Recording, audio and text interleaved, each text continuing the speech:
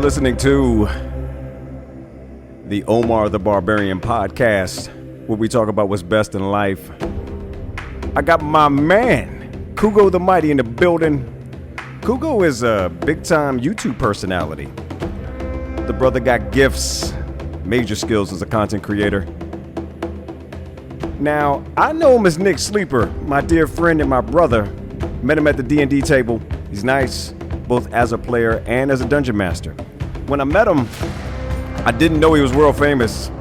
We met through a mutual friend that he was dating at the time. So for a long time, I didn't even know his name.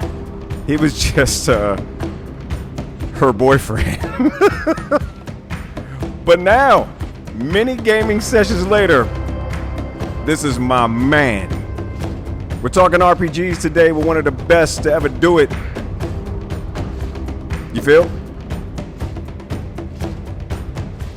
Y'all ready? Here we go.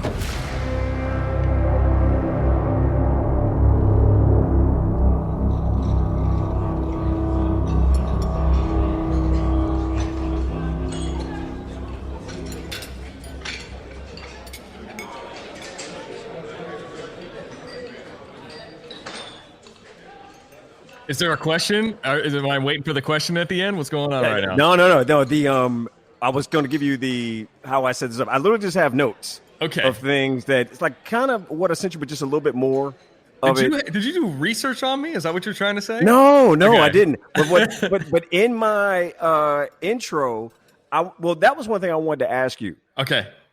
I didn't know if when we did this, you were going to be, because I don't know you really as Kugo. Right. That's why this is going to be interesting, because we're recording this for people to listen to, but we also have a history of having lots of personal conversations with each other. Yes. But we both also have professional lives that revolve maybe around speaking. So yes, it's an experiment. So yeah, man, it's going to be, I felt like, I didn't know, like, who do you want to be for the purposes of this? Am I calling you Nick? Am I calling you Kugo? Whatever makes you feel most comfortable. Okay, I'm gonna call you Nick. All right, because the comfortable conversation is an easier to listen to conversation. But you can clarify that in the internet world, my name, for all purposes, is Kugo the Mighty. I do social media all over the place. But yeah. We know each other, Nick and Omar, rolling dice every week. Yeah. That was okay. So that was what I was. So you'll hear in the intro. In fact, I might just use what you said and roll with that. I don't know how I'll edit it yet, but I wanted to start out, man, talking about how I met you, and like I didn't know how famous you were because you rolled in the crib and you were just Nick. Here's and it was thing. like, oh, okay, this dude's coming to play. Like, I didn't even know you were coming to my house. Here's the thing, though. Like, in today's day and age, I'm not even famous. I have a following for sure, and I'm very lucky because I can do lots of things. I have a career based around what I've built for myself and my persona online. So yeah, that might differentiate me from somebody else. Somebody's working a 9 to 5, possibly. But yeah, at the same time, we did kind of meet in like a chain of circumstances, right? Like a bunch of connect the dots. And then it was, I don't know. What was it, Omar? When I looked into your eyes the first time? That's exactly what it was. That's exactly what it was. It was like, yes. You will continue to be like, you can't move and get out of you can't quit me. Is basically what nor do I want to, because I remember meeting you and thinking, this is the guy. You're the guy. There's very few people that I meet especially in my adult life, that I can have conversations with and connect on multiple levels. So professional, creative. I mean, we're talking about somebody who does something. I mean, you for your job, you do something that's very important, very serious. Right. but also me and you have sat at a table side by side. Yep. And made voices like this. Right. Pretending to be princes from another realm. And yet we go back and we do some other stuff where we have philosophical conversations, and all of it is meaningful to me. So yeah, our friendship is meaningful, Omar. That's why I don't want to quit you. And that's why I'm glad you had me on today so we could talk again, record or not. Man, so to that end, you come into my house to play D&D. Yeah. I had no idea that you had this online persona or any of that. Found out after the fact. It was one of those moments where I have a couple of friends who are famous. And what I love about you guys the most is it's the fact that when we're hanging out, I did not really meet you under the umbrella of, or nobody introduced you to me as your online persona. Yeah. Same with my boy Mojo, who is in WWE. It was more, I mean, I knew he was, but when I met him, he was Dean. And so I think of him as that. I've met the man's family and that sort of thing. So when you have that kind of a connect, it's just, to me, it's just better. You're getting to know the man, and what they do is just something that they do. And I feel like on some level that's better for you, because I can only imagine how many people are trying to get at you for something. So to have a circle that, okay, I can just be me. I can come in and make those voices. And in a way, it's like a double escape, I would imagine, because you're escaping that for however many hours we're rolling dice. Yeah.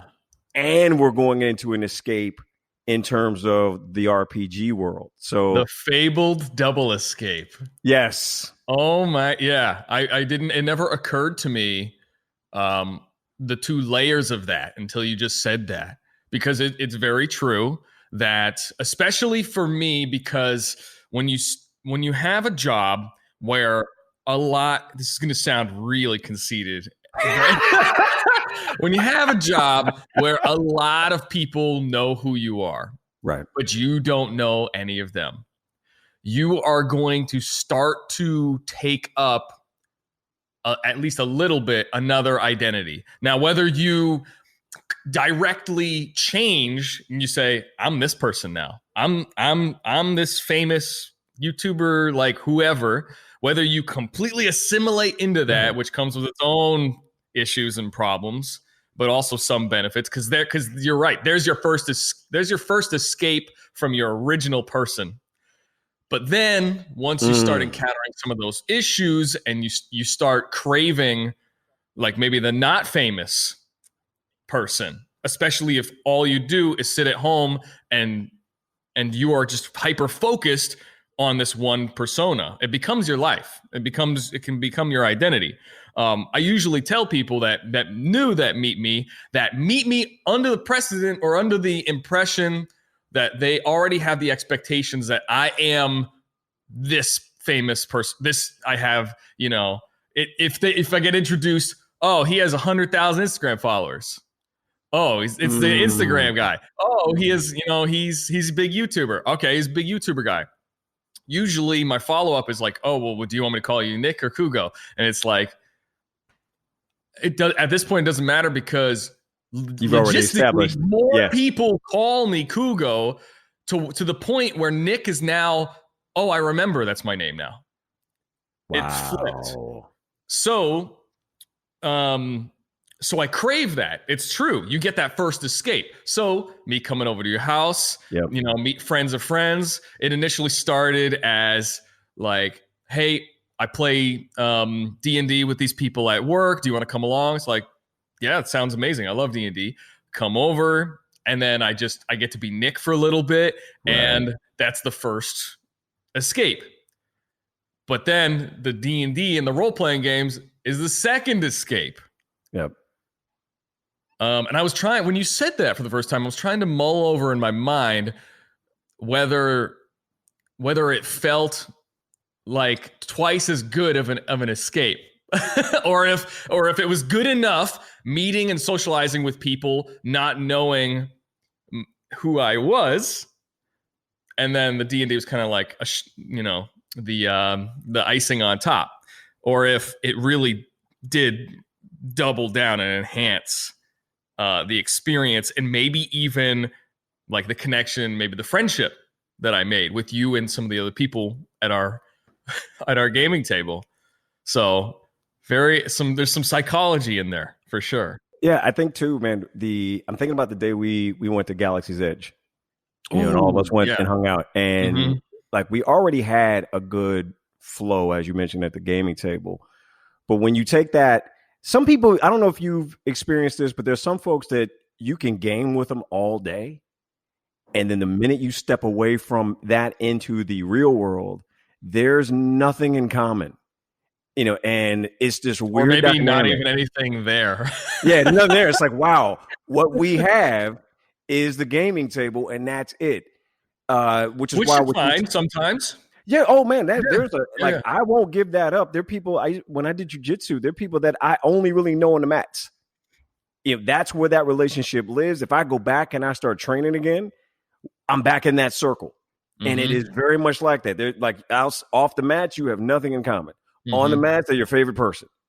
So there's a ton of that. I think that's probably true of a lot of different areas. But what you said earlier about the different phases, and what I love about you is that it transcends that. Every space is meaningful, which to me says that you've got I learned this while we were at Galaxy's Edge and we were waiting in line to get on the Millennium Falcon. And I asked you about this, and I said, dude, like you're doing something that I wish I could have done. I was old school YouTube, and I know how hard that was. I didn't make anywhere near the amount of videos you did. But when I would make them, and this is really, I'm talking like we didn't have, the iPhone didn't exist yet. This is how long ago, that was. We would make those, and our collaborations would be, all right, I'm going to film this part of a script, and I'm going to, you send me, I'm going to send you the script, and you film this part, and I'm going to cut it together and Final Cut or whatever it is, and we're gonna put that out, and that's gonna be our collab, and I'll tag you and you tag me, and we'll have that video out to get, like, that was the extent of it. The closest I got to actually forming relationships in that is YouTube, who back in 2007 on 777 had an event in New York at Washington Square Park, where at the time, I can't even remember who the big YouTubers were at the time. Like it's all flipped on its head, but whoever the YouTubers were that were huge at that time were there. And it was like an all day thing. In fact, I think, people were out there for like a week, but on the actual day, everybody met up in the park. I drove up, last minute decision from Virginia, and met some folks who, oddly enough, I met about 10 people who I'm in touch with to this day. Many of them actually ended up voicing characters on Thamra when I did this. So like those relationships stayed, and I'm looking back and I'm like, wow, that decision to go there was one of the smartest ones I've made, because I made lasting friendships that have transcended the YouTube space in which we all met. I feel like you are in that same space, and what solidified it for me was we all had dreams of being famous on YouTube. So while we got into it, you saw that it was there, and you were a guy that here I am standing across from a guy that did that thing that 30-something-year-old me was looking to do, when I was 32, 33, and I was heavy into it. And I look across and I'm like, wow, this dude, this is his job. This is what he does. And you'd never know it if you didn't ask him about it. And it's not one of those things where I'm gonna be like, hey man, can you, tell me about this or tell me about that? Because I get you don't want to talk about this. We're here to ride this ride, and we're here to, do some other stuff. Well, like you asking me about my job. Yeah. Right. But like with normal people, maybe I would reluctantly, get a conversation with that. But for someone like you, knowing you, I'd be happy to. And that's why I don't ask more, because it's and you get, because I look at it like park tickets. When I give park tickets or my comp passes to folks who would never ask me for them. And what's wild is the people who would never ask don't ever want to take them. It's the people that you barely know that will hit you up and say, hey man, can I get them Disney tickets? Can I get those? I had somebody once, man, ask me for 11 tickets to Magic Kingdom. So 11 tickets, you're talking like $2,000 worth of easy. tickets. And it's like, there are certain folks like who I would do that for if they asked me. Maybe two, my mother and Jesus. Like these, that's the list. Jesus, if you come back, you get if Jesus, when he returns, please come back. By the way, please. If he's like, hold on, before I, end everything. I really, Omar, if you could just get me in. I just want to ride Space Mountain, man. Man. Before I take everything out, let's go to Space Mountain. Jesus, I got you. I'm gonna hook you up. I got your ticket. But this person, man, asked me, like, I don't. Here's the thing, and I don't even know if I can put this out there. I won't say who they are because I'm trying to protect. Give them a fake name. Okay, well, here's the thing. I have to say it too. It's like, imagine if, like, a friend of a friend. Friend's parent. That, like, it's that many people removed. Saying, it's already a stretch. And they're like, now, mind you, and I had been working with the company maybe 3 months at that time, maybe. Ooh. And they're like, can you get me? I need about 11 tickets. And I said, I need you to accidentally leave is what I need you to just know. So that didn't happen, but so to that end, when people ask, like, I feel like it's that same thing. You find out who your real people are when all of a sudden, the ones who want the least amount from you. So I didn't want to be that dude while we were standing in line getting ready to ride Smuggler's Run, being like, oh man, what's that like? I can probably extrapolate what that's like, without having to experience and bother you with that. That being said, we ended up talking about it as we were waiting in line. And I did get to ask you, what was that like? Because I'll explain. I'm like, well, I kind of wanted that. And here I'm looking at you and you have it. And I'm looking at how you're managing it. And it was one of those things where I'm like, man, I wonder, because you can't help but do the comparison and say, I don't know that I would have had nearly the amount of grace in class that this dude has. I would have been feeling myself. Pretty sure I would have done that. And that speaks more to, and again, we go back to the escapism.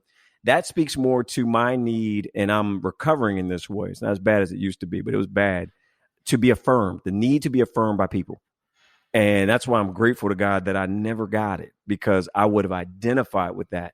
The fact that you manage it so well, and the fact that you don't need it to be who you are, speaks to, I believe, why God would trust you with it and the strength of character that you have. Mm-hmm. So the fact that you were willing to talk to me about it, and again, I won't get into it here, but the things you shared with me while we were waiting in line to go do that, is what, in my mind, that was the punctuation of what I was already feeling about who you were as a person, as a human being, happened in that line, in that queue line of, wow, this is a dude who has a good head on his shoulders. I want him to get all of the success and all the things because he can handle it. You had it did not have you.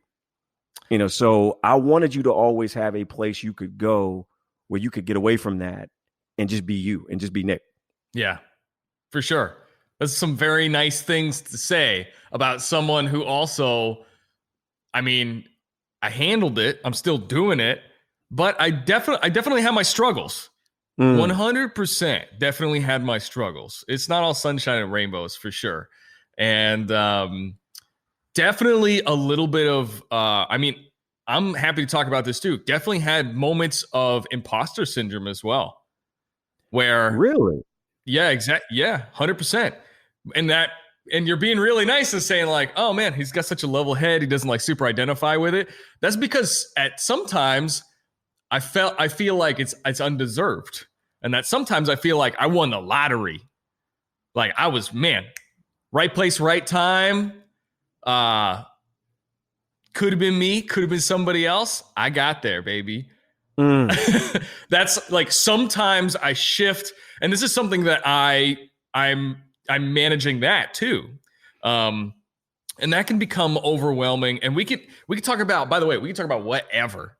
Okay. I am totally open book. Not only am I open book, but I'm like an advocate for talking about this sort of stuff because I think it's important.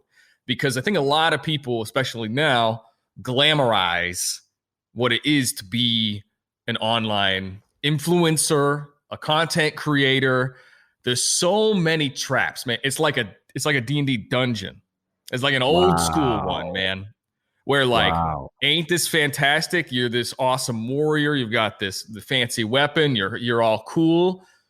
And we're in this dungeon and we're gonna try to like kill the big bad and save the princess and like get the treasure. But what you don't know is that it's not A to B. Every couple feet, there might be something waiting to trip you up. And the DM, which is life, ain't gonna fudge no rolls. You brought that all the way home. You've been thinking about that, like that now. Like, have you given that? Well, it's my life. Before? I mean, it's not something I have to consciously think about. I'm speaking not from my brain right now.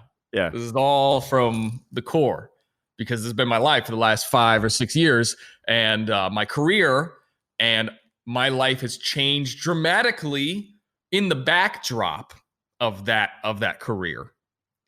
So it's given me. So what that did is it gave me lots of perspective. I got you, dude, man. That's all right. So that I don't even need to do the intro now. Like that, we just did it. We just did it. Like I'm not said some smart shit. I'm not. Yeah. I'm not. All right. So everybody now knows we met really through D&D, through RPG, and that's essentially what we want to talk about here today. You know, I think I labeled this. I rolled a crisp 5. I actually got. I forget who gave me the crisp. Like I can't remember the first person I heard say that. It might have been. I know it's a session that I've done. I don't know, but you were rolling a lot of crisp numbers in in some of our games, man. I want to get into all of that with you because you have seen the good, the bad, and the ugly on all of it. How did you get started with role playing games? Ooh, man, this is. I don't know. I hear this story so often that I'm not sure it's unique anymore. But I was the guy that thought D&D, role-playing games, tabletop was for nerds. Thought it was lame and beneath me. And I was, even when I was very much not cool, I still thought I was cooler than playing D&D. That's the truth. Honest truth. However, in hindsight, I did not know what D&D was. I did not I had a misconception of exactly what sitting down at that table was and meant. And so I remember 2000, it must have been 2017. I had a friend online, played a lot of video games with him, and he kept bugging me that he was itching to play D&D. And I was like, that sounds so lame and stupid. And he kept bugging me about it. He said, no, it's fun. It can be fun. It's whatever. And then I think I played with him one time and I was like, yeah, it's okay. You know, it was just like with a couple buddies and some other people that had never played. So it was a little bit awkward. It was a little bit, no one really, it's like working out a muscle that you've never worked out before in your life. You're like, I get the idea, but do I really want to do this? And then I think I share a story with a lot of people, and that's he started showing me online shows of D&D. He showed me stuff like a couple podcasts, and then also he showed me Critical Role. And I think it happens to everybody. You see a bunch of professional actors playing D&D, and then you realize, wait a minute, this isn't scripted.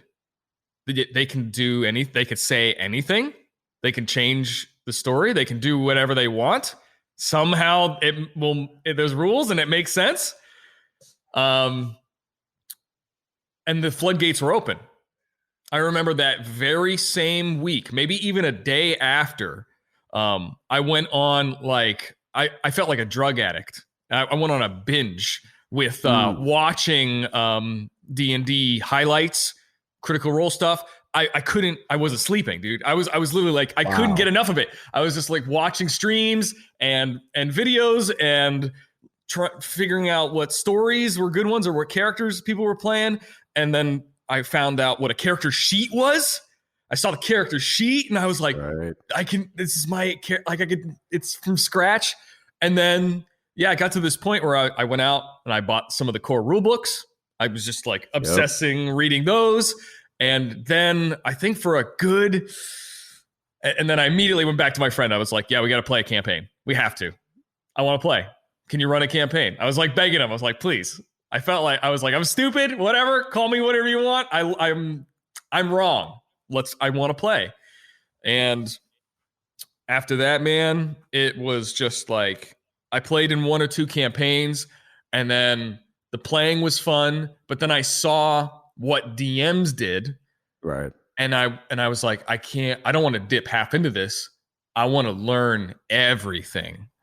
I want to learn. And I think it actually derives from the same desire that I had when I started YouTube, which was I saw other creators creating stuff for other people, and they were getting some energy out of it. A lot of people like to keep things really like business and with how they classify what they do. And they'll say, I make content, right? I provide content for the internet. Whereas when I feel the most like me and when I feel like I'm the most successful is when I feel like I'm giving stuff to people that is transferring some kind of energy from me to them. And so I saw that DMs did that as well with their players. And I do enjoy playing quite a lot. I think most DMs will tell you that too. They enjoy playing whenever they can, but they also feel like it's in their core to give, right? Yeah. And there's more psychology in that too, right? Because you do have DMs that are takers as well, for sure. I've played with some that are takers, or maybe givers, but they give in the wrong way, maybe in a way that's uncomfortable. What is that like? Yeah, describe it. What do you mean by that? It's the difference between the DM that knows exactly how to make your party's wizard feel like the most intelligent person in the world, not just in character, but as a person at the table as well. It's the difference between that DM and the DM that, I don't know, forces them to watch their mom being killed and doesn't let them do anything about it. Right. Happened to me. Wait, that somebody. Wait, Yes. I think you told us about this. Mm-hmm. Yeah. So I played with a DM, and don't get me wrong, this guy put in work. He cares. But I think he cares about giving an energy to, he wants to see kind of like a reaction out of people. And sometimes he gets that reaction with negative things. Was there any conversation ahead of him doing that where he said, "Hey, I'm looking to do this. Is it okay?" So here's the full disclaimer. Yeah. I didn't care that much. Want to know why? Because I love role playing, and what he did that day did not happen to me. Okay. Right? Some people have varying ranges of role play. I guess we could call it role playing ability. The ability to kind of detach yourself personally from the character, from the game, from the DM. There's multiple sort of like checkpoints, right? Right. Because you have to be able to like trust the other players, trust the DM. But then again, the DM might be role playing somebody who's not a good person. Right. And you have to acknowledge that it's not them. Which I've played with people who, both facets. I've played with people who get it to it personally attached and they take offense to stuff. I've played with people who go in and out of it depending on if they, some people just have a bad day and they take it personal. That happens too. But I've also played with people who don't really care about anything at all. You're like, I don't even know if you're a character right now. I don't even know if you're having fun, but you're telling me you're having fun, so it's whatever. I play with those people too. So disclaimer, not only did I not care about that, but I played into it too. Gotcha. And that it changed everything I imagined that character was going to be. was gone. And in a beautiful and sad way, I love that happened, because that is what life is like as well, right? You can't avoid these huge, sometimes catastrophic, awful things that happen in your life. They will always change you, and you're not ever sure how it's going to change you when it happens. Right. And so I was happy that those role play moments actually do bring me some form of joy, because I got to experience that not knowing it was going to happen, and I got to fully imagine myself as my character in that moment, and whatever I felt, I rolled with. I wanted to ask you this. So, one, you're one of the, and I promise you, man, when I give you compliments, I'm not gaslighting you. I'm not gassing you up. I'm not doing that. This is like legit how I feel. You're one of the best role players I've ever shared a table with. I have a note to go to this, but I don't want to get fully into that yet. It's just sort of like a precursor to that. So I want to drive us that way, because I want to speak about that in relation to the escape that we were talking about earlier. So, because it's an interesting dynamic where if you are having to go through something like that and can somehow compartmentalize it, does it continue to be an escape, or is it the ultimate escape in that you can fully immerse yourself into somebody that you're not, while, so fully, and that's sort of an escape as well. So I want to table that for a sec, but that's where I'm headed. You're one of the best I've seen, because you can do, and I think that I call them the role-playing styles. And I think one of the things that we've seen online, and it's interesting that you've only been doing this for 3 years. So that tells me, as good as you are, you got good quick. 2, this genre, you even said it at the top of your answer, that the D&D was like, I'm not doing that. I'll never be that. And then you saw what it could be. And I've always kind of had this idea around things like Critical Role, which are fantastic. For me, it's fantastic. You see that. I have no issue with the popularization of role-playing games. I'm not a gatekeeper in terms of my mentality, but I will say that I think it has shifted the way that people role-play. And I've seen that the more I do it, you'll have people that come to the table who are the voice actor types. I'm going to come up, my character can't be a character until I come up with a fancy voice. They may not have any other 3, dimensions. They may not have any other substance, but look at this cool voice I can do. And I'm going to do that. And then I'm going to run around and I'm going to murder things. And I'm not going to do any other role playing beyond that. But man, this voice I do is amazing. Yeah. So what would you call that? Would you call that like the surface level role player, or do you have names for your different categories? I need to come up with one for that, but I would say like that is fake hustle is probably what I would call that, because that's the most gangster label you could have put on a role playing game category. Here's where I come up with that. Now they all gotta be gangster. Now every type of role player has to be. Is because think about this. It's if you're watching a play in football and the play has been made, the guy's running with the ball and gets tackled. And there's always that one dude at the end that kind of dives in on the pile who just wants to say that he was in on the play. That is fake hustle. You weren't really doing anything, but you dove in at the end to make it look like you were doing something. To me, that is the equivalent of I can do voices, but I can't really role play. I've not given any sort of depth to differentiation. Yeah. Yes. Whereas if you could play, you and I had, I forget the names of the characters. It was a while ago. I can't remember how far we got in that particular. I think it was a one shot that continued.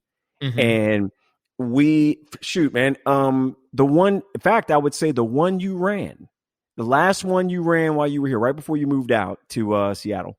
And you ran. I remember which one it was. So it was, I think the new expansion book had just come out. Was it a long form? Was it a module? Yeah. All right. It was the Eberron module. Eberron, yes. That's the only one I've ever run. That was it. All right. So we're playing that. And this will give you the difference, I think, between the fake hustle, I can do a voice, versus actual role play. I remember you and I talked about this, and I said, I don't want to do a voice for this one. And it wasn't because of not wanting to add any depth, but now let me differentiate. I don't mind it for a one shot, because to me, a one shot is really one note. You're not going to get but so much dimension in a one shot. How many one shots did we do over here at my house, man? We did a gajillion of them. There was a new DM every week doing them, and I hurt my stomach laughing at they usually were just comedic sessions that were, oh my God, man, tears. Mm-hmm. How many times we laughed, at the table on that. Those are amazing. I don't have any issue with that. That to me is what that's for. But if you have a campaign, then yeah, man, if you're going to be playing with somebody for a year, 2 years, whatever, on a campaign, what I have found is that, okay, eventually those characters are going to evolve. They should, if you are good at role playing. If you're one note for the duration of that, then to me, it's fake hustle. It's you've not done enough, in that. I don't have an issue at all with the way, as long as you were good with it, with the DM and that moment. I recently had one also where I'll give you a little bit of a backstory, but don't let me forget, man, that what I want to get to is the escape. And like how many, it almost feels like Inception levels, like a dream within a dream within a dream. If this happens and you are able to detach from both being Nick, being Kugo, being at the table, and then saying, hey, that didn't happen to me. That happened to whoever the fourth layer of this was, this character X, for the purposes of this story or this long form story. So I don't want to lose that, but that's what I'm getting at. There's right now, we're playing a long campaign. We started out level 1. And I don't know what Matt, why he loves level 1 starts. DMs love level 1. I don't know. I don't know. Players love level 3. Yes. DMs usually love level 1, and I get both sides. I understand why. We have a small group because of COVID, so that we can be distant and so forth. So one of the things that we're doing to, supplement, I guess, I'm playing for the first time 2 characters. I've never done that, before. He let me get away with doing 2 distinct characters at the same time. Same time. I'm role playing in the same place. Same place. Just standing by side by side, and you're just going to do like the 2-headed ogre thing where you. And it's what's wild is they're completely different personality. Well, here's why I think it worked. Everybody that's involved. So you got Jack, you got Matt, young lady named Katie, who I played with her before. I don't think you ever met her. No. She's fantastic role player. She started it out by, again, we're talking about a level 1 character that, I'll be honest, I'm like, I'll roll them up here in a bit. I'm not thinking about it. Yeah. I know we had time. So again, we were like, we're going to play in 2 weeks. I got plenty of time. I'll, typically it would be like, all right, let me go up, a couple hours before they get here. We roll it up, and then I'll figure it out what it is. She wrote like 3-4 pages of backstory. Oof. And took it because it's Icewind Dale, and they give you this sort of. Oh, you're playing Icewind. Yeah. Oh, fun. So they give you starter pack, and these are the cities, and this is what you do, and you're Scrimshaw, and you're all of that. And so based on those roles, and you get all of your history. She did all of it clean, rolled it all up, and then wrote backstory for her character. And we read this thing, and it was like, okay, well, that's kind of up the bar for everybody. And I said, okay, if you're going to do that, then shoot, let me take this seriously.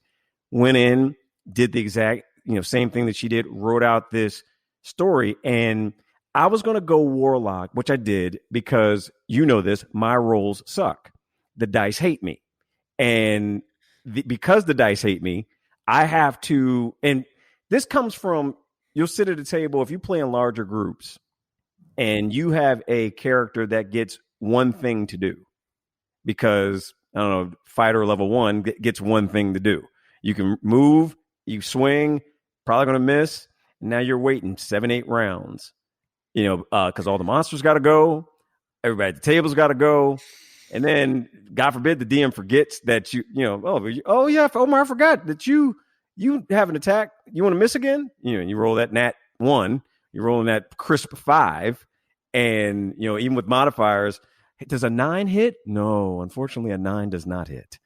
So you're dealing with that, and I said, well, I at least want the DM to have to make a wisdom save, a con save, anything, because for all I know, if my time at the table is not going well, the DM might throw me a bone and fudge a save so that I get a hit. The demon, who knows? And does that feel better or worse?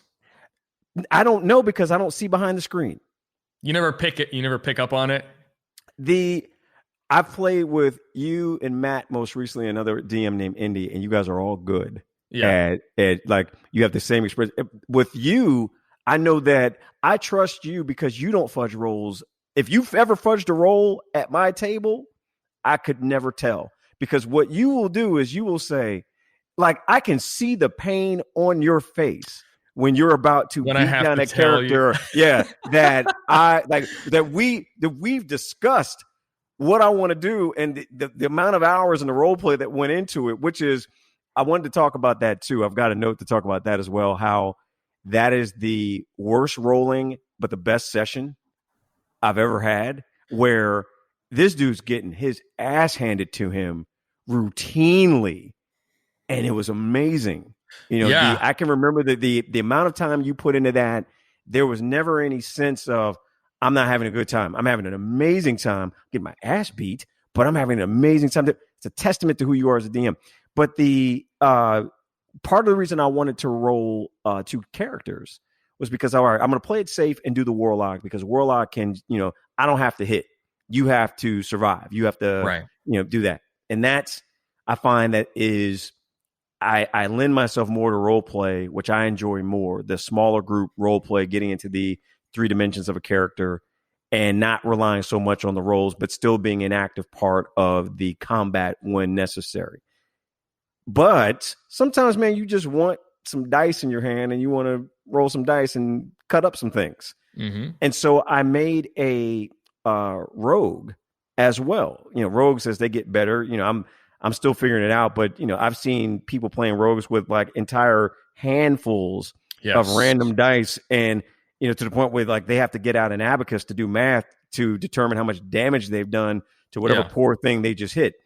But I was afraid of it because I said, man, I miss a lot. My rolls typically suck.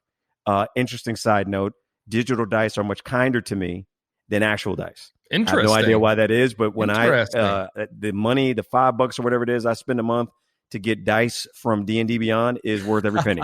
Yeah. Because they are much kinder and they do all the math for me. But they started selling skins too. Did you see that? I didn't know that. They sold skins as well? They're starting to roll out skins you can buy now too. They look real pretty. You know what's funny? They cost more than real dice. Are you serious? Yeah, I think that there's some digital dice that are cheaper, but I know there's at least a couple sets on there that are $10, $15. Wow. But they look real nice. Here's the thing. What's sad is I'm probably going to get them. Yeah, I mean, I'm probably going to buy them. Anything that has to do with your enjoyment for a hobby that you're super into. I mean, going to the movies costs more than that. Yeah, that's man, and it's not nearly as you don't get to fun. keep that. You don't get to keep popcorn. Yeah, you don't get to keep the Dude, drink that's too big for your body. I've bought preach. I have bought books for D&D and did not know anybody I could play with. Yeah. At the time, It was like, no, I'm just going to buy the books and they'll be here. Like they, and I think they know that at Wizards of the Coast, they know that's why they still put out hardback books, because they know I want to collect those things. I want to have them, want to have them around. And like you said, like I have not run Eberron, but I bought the book and didn't read it because you were running the campaign at the time and I didn't want any spoilers, but I got it upstairs in my office. But anyway, so I'm running this rogue as well. And I don't really know how to play rogues, but I'm figuring it out. And what's interesting is the backstory for this rogue was the archetype for him was Oliver Queen from Arrow, where I don't know if you've ever seen that CW show. Omar, we've had this conversation so many times about movies and TV shows. Oh, that's right. I've seen none of them, bro. I've seen nothing. That's right. You're right. That's why I get in so much trouble playing D&D, because I fall into tropes without knowing I am. That's fantastic. Please never change that, because that's awesome. I just started watching all Star Wars like a year ago. That I can forgive. I can forgive Okay. that. Yeah. All right. There are certain things that it's like, I forget that if it's something that you weren't born that I would bring up, that's forgivable, because I'm just old. And so you shouldn't know these things. But I mean, I'm not that young either. Fair. Make it sound like I'm a teenager or something. No. But there's some things, man, I can't pull something up from when I was 10 and be like, Nick, did you see this? No, old man. But you couldn't do that years ago either. I mean, it's just that form of media. I mean, especially with how much free time I have, I would rather be making my own story than watching the movie. And I get people that like both. I understand it. Just me personally, it's just the creator in me. But yeah, I do fall into that trap sometimes. All right, so the premise here with Green Arrow is that you got this guy named Oliver Queen who is rich. His family's rich, and he gets shipwrecked on this island for 5 years. And on this island, he develops these skills, that, all of a sudden he's like Hawkeye from the Avengers, where I can fire an arrow and I don't miss. Like that's his thing. He develops all these martial arts skills, all these different, he comes back. He's basically this bow and arrow ninja, and decides, all right, I'm going to now go and I'm going to clean up my city. And he's completely 180 different, than he was when he left. He was, party boy, billionaire type thing. Now he's this vigilante, assassin, type. Party boy millionaire. Yeah, yes, with the party boy millionaire as a this cover. Sounds like an awesome level 1 character, man. Well, here's the flip that I did on it. I made it, Oliver Queen gets shipwrecked, not by his own doing. Like, this dude left to go become, this thing, and now has come back of his own accord, and is a bit of an edgelord in that he's comes back doing the most, doing too much. What came out when I started to voice him was Christian Bale's Batman voice. Okay. And so, but I play it kind of comedic in that he's trying to do the voice to be more intimidating. Oh, I see. So it's audibly false. Like, yes, his whole deal is like, sometimes I'll have his voice crack, and it was like, because the other guy Batman voice crack is a YouTube video that needs to be made. So the other guy is more, he's a good guy. He's, not quite lawful good, but he's, more heroic, and he's more, I can play him more straight. This guy was more comic relief initially. We had a moment where the storyline led to where, and it's a good storyline in that module, but the town we were in, they were having these werewolf abductions. And so we're there sort of investigating, what happened. Turns out that the way that Matt flipped it was the target for that particular night for the first session was this rogue character. And he finds out in session 2 that he was the target for it, and kind of freaks him out a little bit, because the party more or less has the moral compass that is very good. And this guy is this sort of edgelord character that's doing too much. And now he's kind of freaked out by the fact that he could have been the victim of these abductions that were going on. And so they get a guard, and, we're intimidating the guard. And my character wants to kill this guard because, he's like, well, wait a minute, they were going to kill me. I want to kill them. And the party, and mind you, I'm playing another character that is siding with the other group against this character. So there's a guard. We're like, no, we're going to keep him alive. And, through a weird twist of fate, this guy loses his memory and now thinks that he's part of the group. Like, he's an NPC that is now sticking with us. This guard, this random guard that Matt made up. Oh, that's fantastic. It's now like he now is. So my assassin rogue character, who's freaking out, is watching this guy the whole time. He had a partner with him at the time we encountered them at the top of session 2. And my character kills this guy. And for whatever reason in that moment, I decided that was the first time he'd actually ever killed anybody. Like he had gone off and gotten all these skills, but he'd never actually taken a life. And I've turned him. And so he starts changing. Like the voice, I started dialing it back. Like he wasn't, talking like this, so much. And the thing that sort of shifted and we'll continue it more tonight. The thing that really shifted things towards the end of the second session, really in the first session, the first encounter we had was this Yeti that had, in fact, they were the children of this Yeti. Like we had saw these little baby Yetis coming up. And so we took care of them. Like we don't know anything. We're level 1. The first encounter we see is these creatures coming up. We just wipe them out. And so by the end of session 2, Mama shows up, and we're like, oh, yeah, of course. Yeah. So this rogue character, whose name is Nez, I keep calling him this character, Nez, ends up making, I rolled really well. He ends up making I think it was like ridiculous amount of damage, makes the killing blow. Matt looks at me and he says, well, how do you want to do it? And I describe the finishing blow. He takes down the Yeti, and Matt, in like a brilliant stroke, has one of the children peek out from wherever it was hiding and see its mother fall as this rogue makes the killing blow, and we all see it, and then the child runs off. And that has, like, at that point, this character can't be who he was. So it's very, like, so when you talk about, I'm thinking back to when you were like, I had to watch my mom pass. Yeah. And there was nothing I could do about it. This was sort of that moment for this guy. And what was supposed to be a character that, well, I kind of want to try a rogue.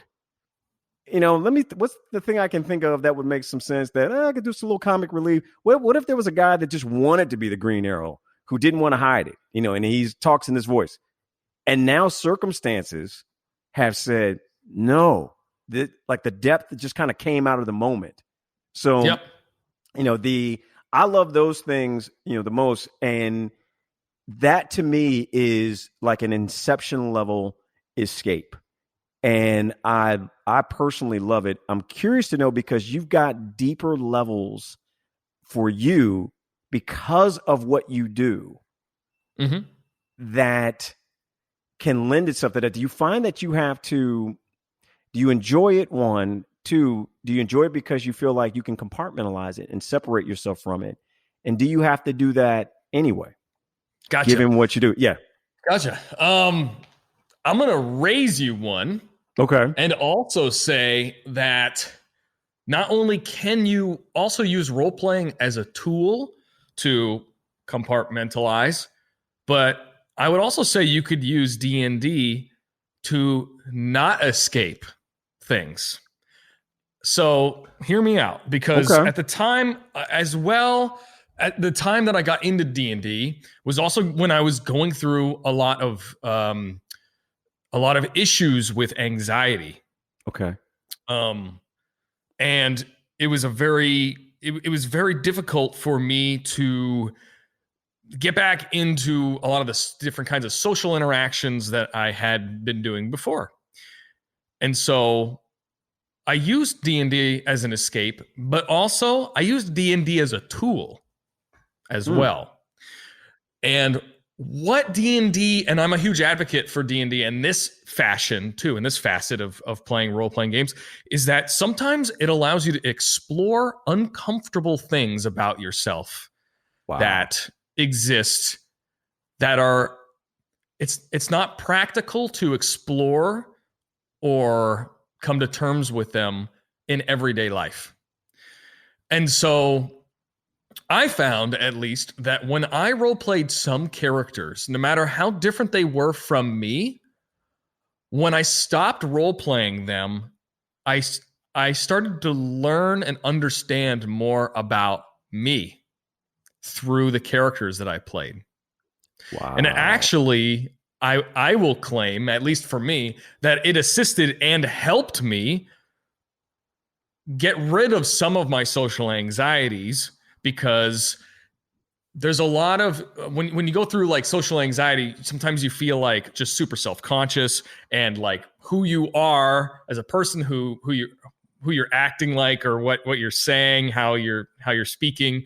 You can become super self-conscious of all that. And if you can learn to role play, all that goes away. Because once you acknowledge that this person you're speaking as isn't you, suddenly the consequences are removed. But once that thing kicks on in your brain that removes the social anxiety, you realize there's not a big difference between the character and yourself. And that a lot of people, you'll find, can be as witty, can be as smart, can be as strong as their characters are in real life. It's the mentality that changes. So I think in addition to escapism, D&D has a lot of benefits if it's used correctly. It's like, if you don't know how to use a hammer, Right. it's a piece of iron, right? Like it's a piece of metal. Yep. If you know how to use the hammer and you have the techniques and the skills and you learn it, I mean, there's probably carpenters out there right now are learning new techniques how to use a hammer on stuff. I mean, it's just whatever can come to your mind. You can grow and you can learn new things and you can become more advanced as a human being. So sometimes I see D&D as a tool for that mentally as well. Do I enjoy it? Yes. Thoroughly in every aspect. Even D&D for me is like pizza, man. I don't know if it's because I've been in and out of dieting lately, but I was like, man, even you bad sound pizza like is still decent pizza. So that's how D&D is too. When's the last time you had a carb? Side note. Yesterday. Okay, today. So I don't cut carbs. Not to like get super into diet or anything, but I don't know how much off the beaten path you want to go. I definitely wanted to ask you about, well, one, just to let you know, man, not that you need me to tell you because you can see the mirror, but good Lord, I don't know what you did or how, but you were already like super jacked when I met you. I was like in shape. You could tell, like I went to the gym, right? Gotcha. Yeah. But here's the thing. Oh, this is going to blow your mind. You complimenting me on that is like you complimenting me on one of my characters in D&D. I am so detached from my body being me. Yeah. I see it more as like an art project. Wow. So like I'm going to work on it, but it's not me. And I think that's important. At least for me and my mentality. You probably associate with this too. Because the second it becomes you, it owns you. Yes, it does. But yeah, I was definitely, I went to the gym before, but you know what it was, man? 2020. COVID, just life, just like crap happens in life, going through all these struggles, work, stresses, all this other stuff. And I just decided that I'm either gonna I'm gonna succumb to everything, or I'm gonna transform and be the best version of myself, just in spite of how bad the year is going. Yeah, and that's what happened. One day, a switch just turned, and I decided I don't care what it takes. I don't care how risky it is. I'm gonna feel better physically. I'm gonna feel better mentally. Everything's gonna feel better. Everybody, get out of my way. And that's when I went on like this 6-month diet fitness training regimen, super regimented. And it works, people. When you're strict and you eat right and you exercise and you push yourself, it works. And I didn't necessarily do it because I wanted to be more jacked or more ripped or be like a Dragon Ball Z character. Like when I started, that's why I started working out. It's like, I'm gonna be like Goku. I want to be like that guy. He looks awesome. But it was more mental, honestly. It was more for mental clarity and just like getting back on track with something. And it helped with a lot of stuff, just inadvertently. I gotta tell you, man, you look amazing. Thanks. Yeah, Appreciate it. I've yeah. actually the last week I've been on a little bit of a diet, a refeed, a diet break, Okay. because I was getting real skinny and I was starting to not feel so great. Like when you start getting real skinny, like you can definitely feel like your testosterone levels and like your like hormones and stuff kind of change. You start getting near 10% body fat, man. You start getting grumpy over everything. And Right. it started to become a little bit like too many things, too many stresses at one time. So I was like, all right, back off, wait till this moves over, get back on the grind. It'll all come back. All of its muscle memory. I know I can do it now. So Yep. stay healthy, people. I need to talk to you about your like diet and like what Sure. you're eating. Yeah, that's something Sure. but a shoot, like I'll call you about that. Like, but I definitely wanted to, I was like, I need to talk to him about that. I just as a side, when I was at my peak, and this would have been like 2013, when so I know exactly what you're talking about as far as you are mad at everything and you're mad about everything because you want a sandwich. That's really what it is. Yeah. The getting down around to that percentage is sustainable, but you got to know how. I never learned how to eat. I knew how to starve myself, Right. and when I did eat the same things over and over and over again. And I was at a point where, we're talking 7, 8 years ago when I started really getting serious, and I had a lot to lose in terms of just weight. And so it fell off because all of a sudden, it was such a shock, and I didn't have the miles on my body that I do 8 years later, the years or the miles. And so you can, just by making little changes, it was like I had a reaction. It's 90 days later, I look like a different person from when I started, which is sort of the point if you do it right. And then 6 months after that, I really look like a different person. But by about 9 months in, I could have been on Men's Health to that degree. Yeah. And but I learned how to train. I never learned how to eat, and so when I saw you do it, I said, okay, I know by the way that you study D&D and how you could figure that out overnight. I said, I got to figure out what he's doing. So I definitely want to talk to you, about that, because you might be able to teach me how to eat. Yeah, you got it. Yeah, even when I'm dieting, I still have like dirty stuff too. Okay, so I need that. Yeah, I need all that. My biggest thing over the last 2 months is like chocolate chip Eggo waffles. I need that also. I have two of them son of bitches every day, right before my workout. Sometimes I even eat them at night before I go to bed. Just depends. The thing about dieting, there's so many things that can work.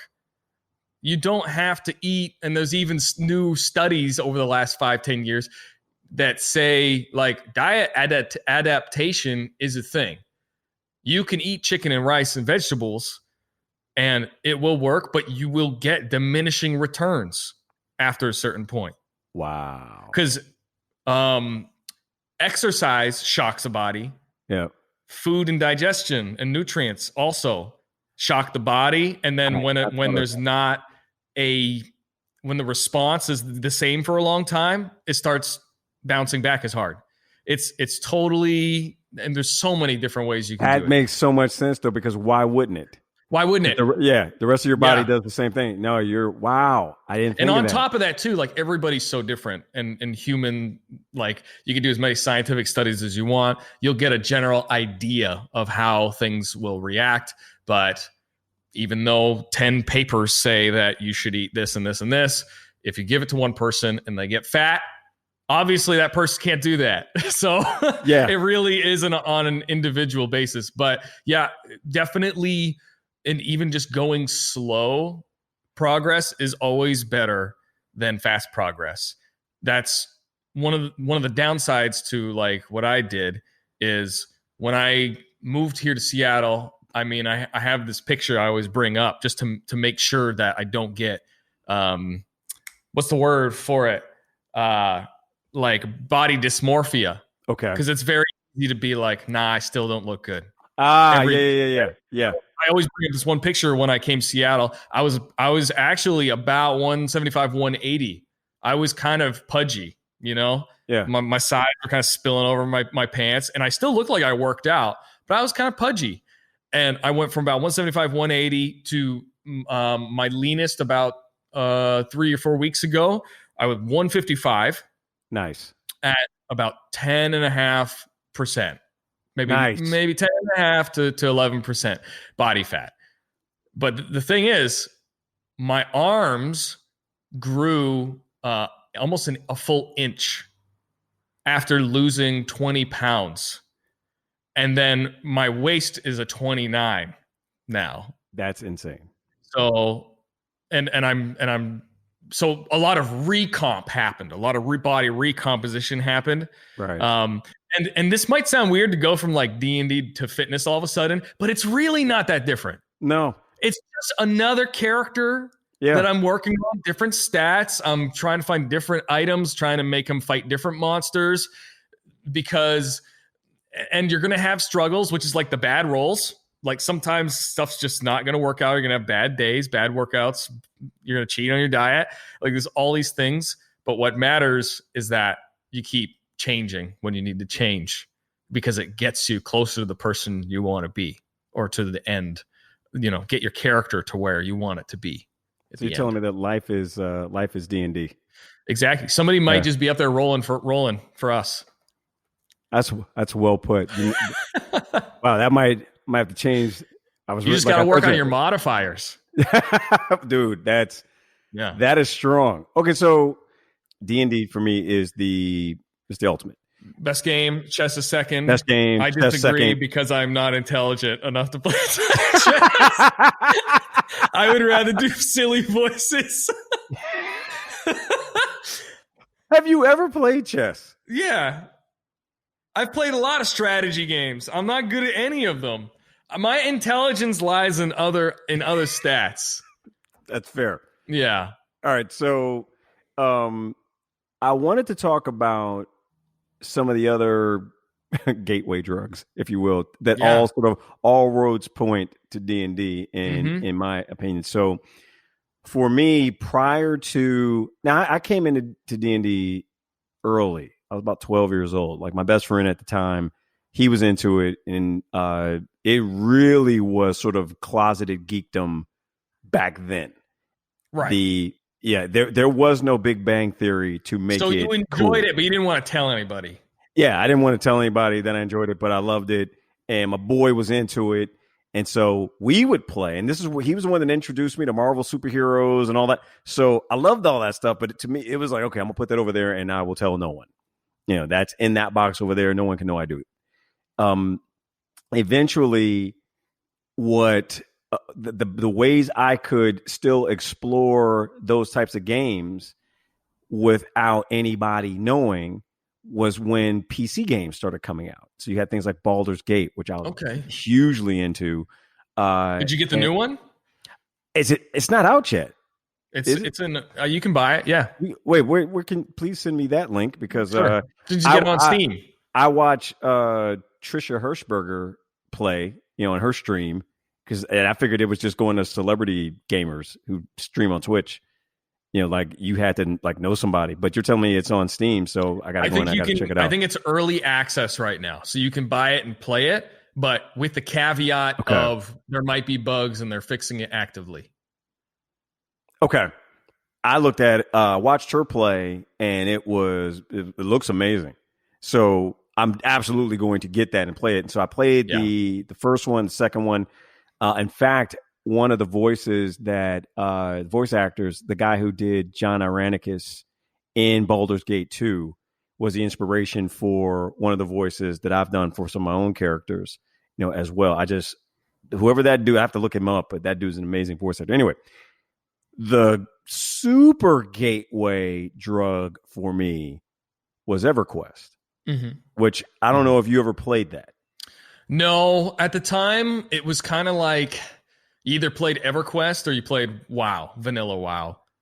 I knew people who did both. but I was more on the WoW I side. dropped EQ. Yeah, I dropped EQ when I discovered WoW. I didn't know about WoW initially, and then I just know for EverQuest, my PC at the time was trash, and so when they would come out with expansions, what killed EverQuest for me was one, we still had basically dial-up internet at the time. When I was playing that, but it was fine kind of once you got on the server. And like years of playing EQ, which I absolutely like the music, all that. You fire up the EverQuest soundtrack and my mind travels back to 2000, 1998, 2001, like, that time period, which was, was just great because I was dealing with bouts of depression at the time. And again, we go back to the escapism, having some place to go where you could, just not deal with real life was essential, and WoW was an extension of that, even more so. But when play EQ, we could do an entire show of like what I loved and what I hated about EverQuest. WoW to me was they took EverQuest and they took all the things you hated about EverQuest and they corrected them, and they said, "Hey, we know you hated that. You're gonna, now we have this." One of the things I hated about EQ was that if you died, which was, this was the major thing I hated. I think I already know what you're going to say. Well, one is you could spend an entire session looking for your body. If you died somewhere, if you were, the worst thing you could have happen is you could have a pickup group, and you're going around and you're doing things. And one of the cool things about EQ was that you could hang out with a much higher level character, especially if they were a tank, and nothing's touching you. You could be level 10 in areas with level 50 mobs and hang out and get all the, you're just getting free XP because you're hanging out with the big dog. Yeah. I was doing this one day, with my low level, whatever it was I was at the time. And whoever the dude was who just was benevolent, I didn't know him. He was just like, "Hey man, you want to come with us?" Yeah, I want to come hang out with you guys. And I'm seeing mobs that are in red that I know I have no business attacking. And I'm just kind of hanging back, swinging while they're doing all the heavy lifting. And then that dude's connection died. Oh. And now I'm far enough away that I'm not aggroing anything, but I can't get out. Because I know if I die here, I can't get my body back because I'm too low. And your life raft deflated. Yeah, it's just that. You're out in the ocean. You're in the ocean. You're done. And you can't. All your stuff stays with your corpse. Yeah, that's what I thought you were going to say. Is when you lose your stuff. You lose your stuff. It's like you're done. I mean, and there are drops that you might have or things that were given to you because the loot didn't necessarily bind to the person who had it. You could get epic level weapons gifted to you or armor that you see people running around level 5, level 10 wearing armor that you go, how'd you get that? Oh, but because they have another character that might give it to themselves, or it's not like WoW where you could mail yourself gear or you had to wait to get to a certain level before you could have it, but you couldn't wear it. Level requirements. Yeah. Yeah. There was no requirement. You're rocking the gear. You put it on and you look epic, but you're level 2 or whatever. So you didn't want to die in an area you had no business being in the first place. Because it's like, good luck. You would have to, there were people who you could give somebody permission to drag your corpse, but at a cost. And so these were some of the things, that I experienced that when I got WoW corrected all that, because you're essentially a ghost of yourself when you die, and dying, you got to want to die in World of Warcraft to actually die. It's so I died more playing PvP, than PvE ever. And I definitely want to ask you about that as well, relative to these. The question I'm getting to is these were sort of the gateways for me, and they were also going back to our theme of escapism. I escaped more with MMOs, RPGs than I ever did with tabletop, even though I like tabletop more because you get that real life camaraderie, which is not a stretch for WoW, because WoW, there are actual people that are playing, and there are bonds that I've made playing EQ. If you log in at the same time as you log in with the same folks and you get a really good pickup group, you could have people that you end up gaming with that you'll never ever meet for years. Yep. That is that, that tune that they created. So yep. it's a different type of escape.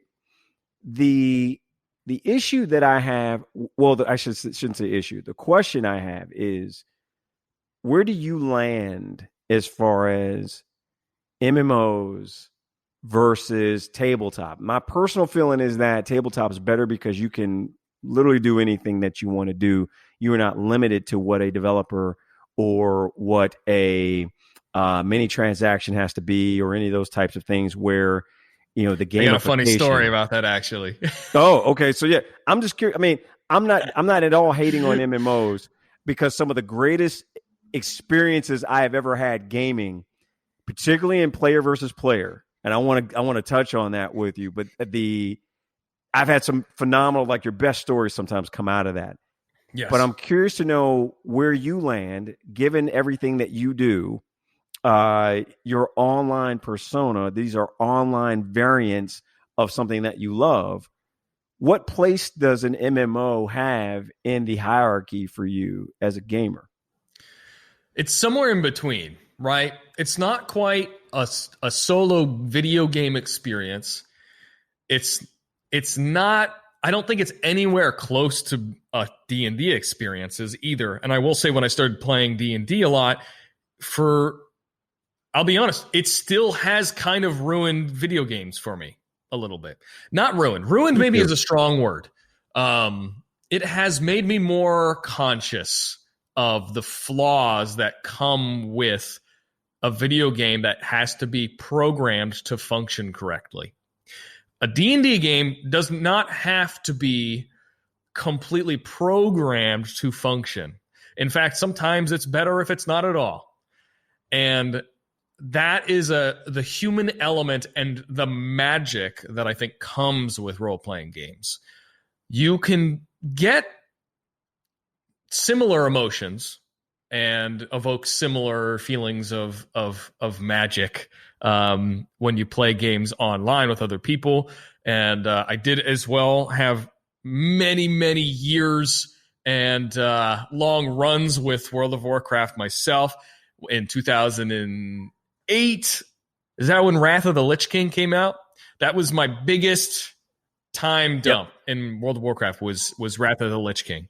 I went all in there. As you can imagine, I started up a raid team. I was a raid leader. It was actually funny because I think at the time I was maybe like 20, 21 years old maybe. And I was running a raid of 15 guys in the 30s, I feel like. Organizing. I mean, I was basically a manager, right? Like I was a team manager at that point. I was building a lot of skills that I never got in any schooling, ever.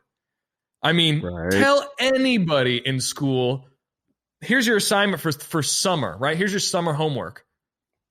Form a raid team, clear this raid with 10 strangers. You have to do it. Go. You don't know anybody? Go. Management 101.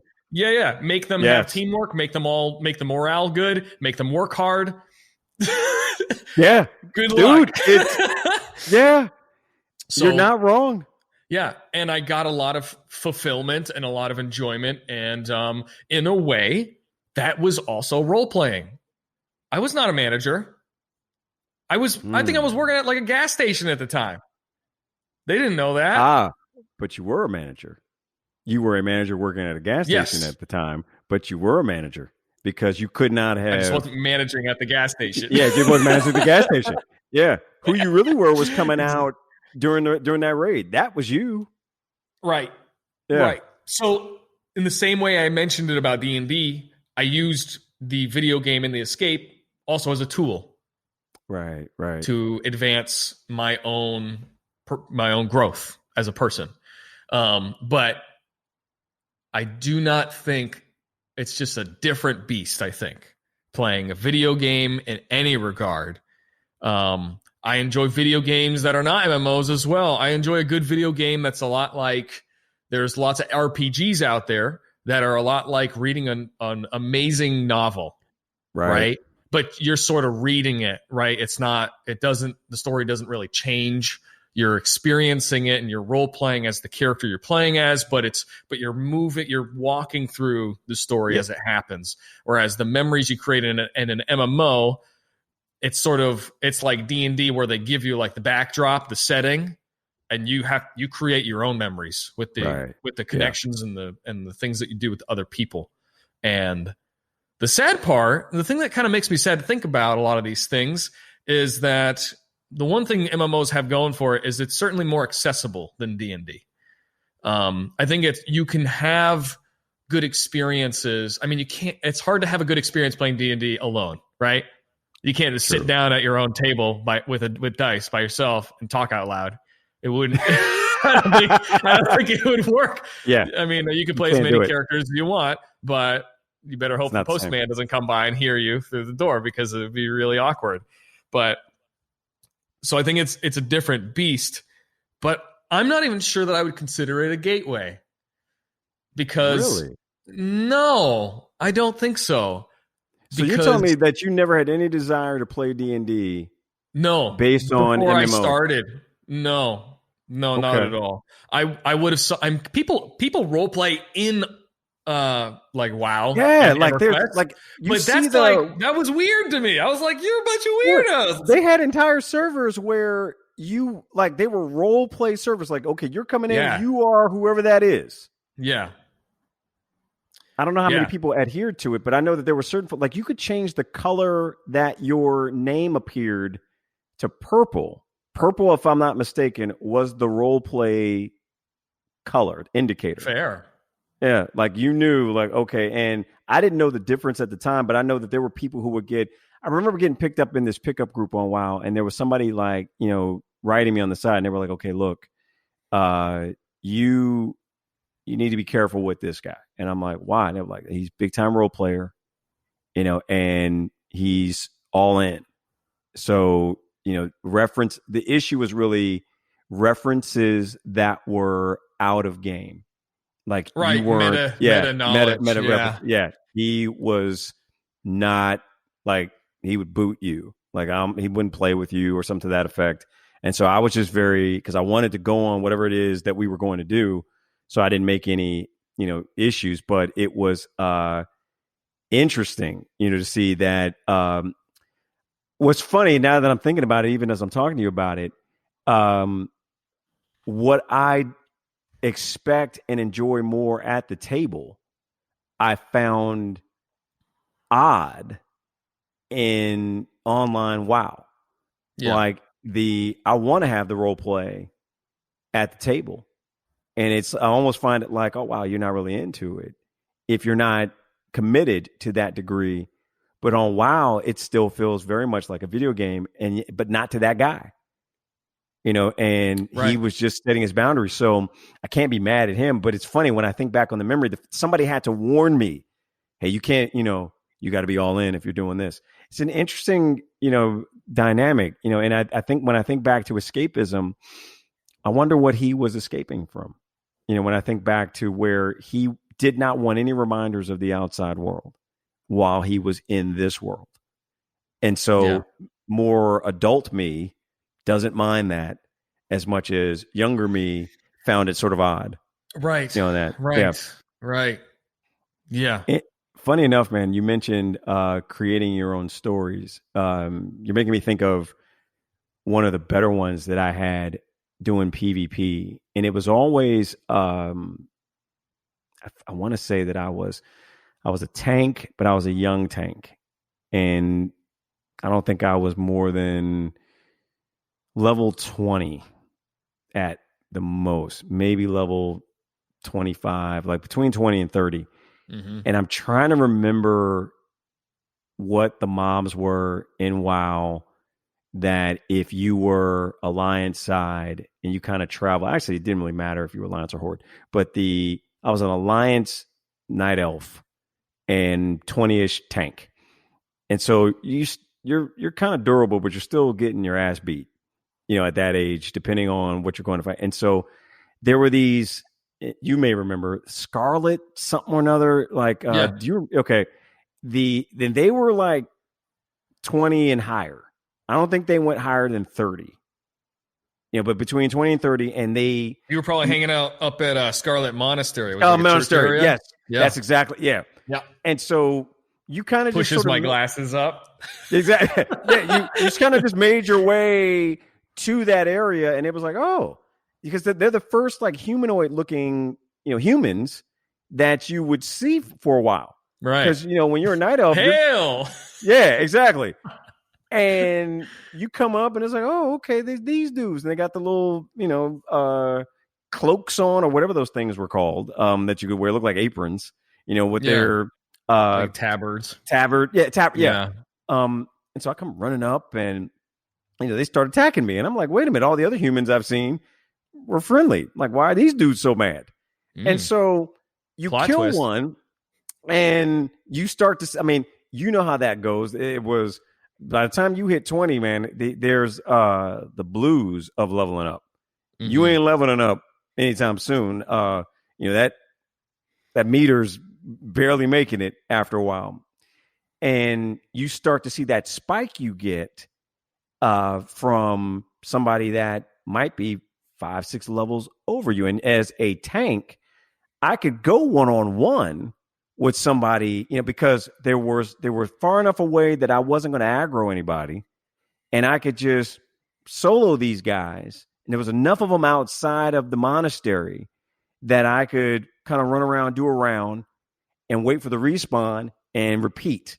And I'm 20, 21, so I'm just kind of here hanging out, taking out these Scarlet Monastery dudes, and then all of a sudden I die. And I'm like, what just happened? And run back. I'm thinking, okay, I didn't even see what hit me. Respawn, wait, get back up. I'm about to start going to do it again. I die again. And I see a Horde character kind of hanging out. And Undead? Yep. Yes. And I think probably an undead rogue, I'm guessing, because I did 100%. not. Yeah. Did 100%. Not see him coming. And this dude killed me. It was to the point where it was just comedic, and like I debated, like, because he would just hang out. He started just squatting by my body, right, waiting for me to respawn. What else would you do if you were an undead rogue? That sounds that sounds like a Tuesday. Yeah, that's exactly what it was. What was so funny was, at first he was hiding, and he would let me come back. And it got so comedic where he was like, okay, I'm killing you. And so you can can you just I'm just going to wait here for you. I'm not even, I'm not going to leave. You're going to respawn. This is what we're doing. This is your evening. Yeah. And I couldn't even get mad. It was that funny. So that was sort of that was the first time I had been. What I learned, I didn't realize at the time what PvP was. I just took the first available server that I saw. Right. And just said, okay, I'll just, because sometimes you'll try and log on to WoW and you can't get on. And so he's like, well, let me create a character on this other server.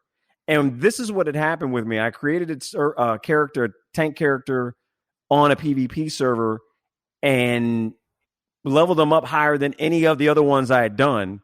And so now this is my main character. And I have no idea what I'm in for. And it wasn't until I talked to some folks and I'm like, I didn't know we could attack each other. And they were like, are you PvP? And I was like, well, I don't know what that is. And they were like, well, what does it say when you log in? Oh, so now it's on, right? Because now I see what this is, but I'm still too young in my levels to really get anybody. And most people did PvP better than me. They were in gangs and would run around if they were going to do anything. So usually you get 2 or 3 guys that would attack you. So you take that and now you jump forward about a year. And I'm, the same character, Now I'm a little bit, higher up, and now I got some friends. And I forget where we were, but we had just finished doing something. I think I'm about 40. And so I'm feeling good because I got my mount now. Right. And I think I had like a Panther mount or whatever. And so there's a bunch of us, and, we're all 40-ish sitting there mounted up. Everybody's mounts are kind of just hanging out. Feeling like and gangsters. And we're just, at night, we're just running roughshod over things, feeling ourselves. Yeah. And we see this, I can't remember what horde thing he was, but he was, wasn't like a mage type character, but like maybe a druid or, something that I didn't quite understand because I never played that particular class. Okay. And we see this dude off in the distance. He's like way out of his depth because he's in Alliance territory. Mm-hmm. And, we're kind of looking at him, and we're kind of chatting amongst ourselves. And we were like, do you see that dude over there? And they were like, yeah. And I'm like, well, he's red to me. And we were like, there's 4 of us. We can take him. Because we had been having a good night for about 2 hours. We've killed everything that we faced. Mm-hmm. Nothing can beat us. Look how dope we look on our mounts. Yeah. Let's take him out. And so he's waiting. He's not attacking. He's just holding his ground, just sort of watching us, observing. We foolishly attacked this man. And he wiped the floor with us and then waited for us to respawn so that he could do it again. And to this day, Nick, that is the single greatest MMO experience I've ever had. Was this rant? I can't even remember what he was, but he hit us with magic, some kind of rainbow-looking spell that I didn't know what it was, and then I was dead. Yeah, and it was fantastic. And to your point, this is why I can't. As much as I love tabletop RPGs, I have some good stories from tabletop sessions too. But the ones that come to mind when I think, oh man, what's the most fun I ever had, doing role play, is usually those random PvP elements where I won. You notice I didn't win any of them. It wasn't like I'm like, and we destroyed that dude. No, one dude wipes me out, in each one of these stories.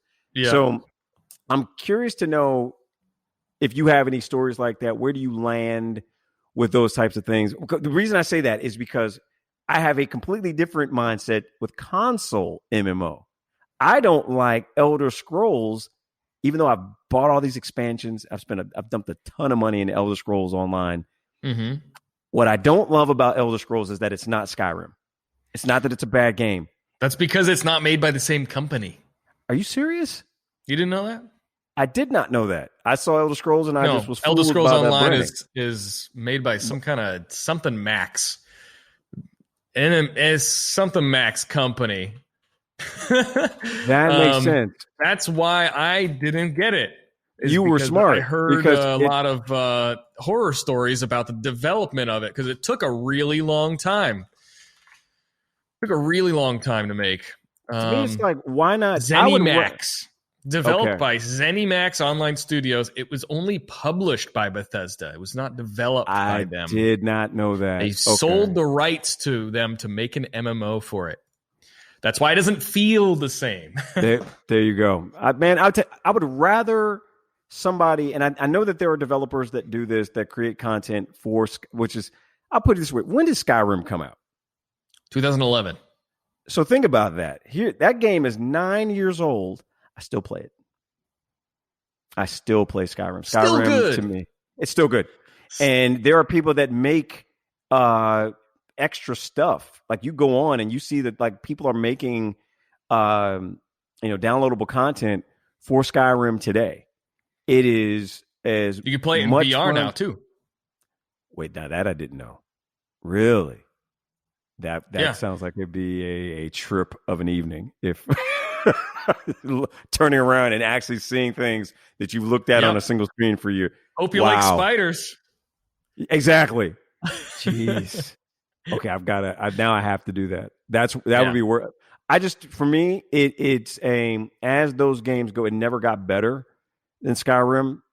for me, because in terms of replayability, you could play the exact same scenarios over and over. Like if I were to walk you through the main storyline, I could talk it from memory. I've played it so many times. The interesting thing about Skyrim is that I never really ever. I think the highest I ever got a character was in the 40s, because I keep saying, okay, I've done this for a while now. I'm going to make an entirely different one and now play that through up to a certain point. Okay, I've done this. Now I'm going to start all over, and I'm going to do. I don't know why that game has so much replayability, but it does. I'll tell you why. Because what is it? It's an open world game that was done correctly. Which is why you like D&D so much, is because when you get told, when the DM tells you, intros the game, and then you it's all like, it's so clever. It's DMing a game and writing like the intro to a video game, a good like RPG. Like you could analyze the crap out of the beginning of Skyrim and dissect it and explain exactly why it's so effective, and exactly why it's so effective to set your character up with all of this information so quickly. And then the moment you feel like as a game or a game developer, you have control over what the player is experiencing, instead of continuing to control it, you let it go. When you leave the cave, and the guy says, well, I'm getting out of here. See ya. Thanks. You can come with me, or you don't have to. You can follow the path into that first little Riverwood or something. You can follow that path into that first town. You could jump down into the river, follow the river into the mountains to the left without knowing where you're going at all. Yeah. And you know what? You could do that. Yeah. And eventually you'll meet someone will come to you, something will happen, some random event will happen, and they've given you a good illusion that you're creating your own story. That's why that game is so replayable. Yeah, dude, what I tend to do, and what's funny is you develop patterns as you play. Even my divergent path, because initially I would follow depending on, and I've done Stormcloaks, I've done the Empire, depending on what stuff I want to start out with. If I want to get cheap, if I'm going the smithing route, and I want what's that guy's name? Hadvar, I think it is. That's the smith in Riverwood. And he's friends with the Imperial dude that is trying to kill you one minute, but now he helps you bust out. And so you get cheaper stuff. Like you can get a lot more free stuff from that dude, as opposed to following the other dude who's a Stormcloak dude. But I find that if I'm trying to just get going, I'll follow the Stormcloak guy, and because I can access Hadvar sooner. If you follow the other dude, you have to go through the whole storyline where you have to explain everything, and you can't barter with him as quickly. And I don't want to wait. So it's also a testament to path of least resistance. Yes.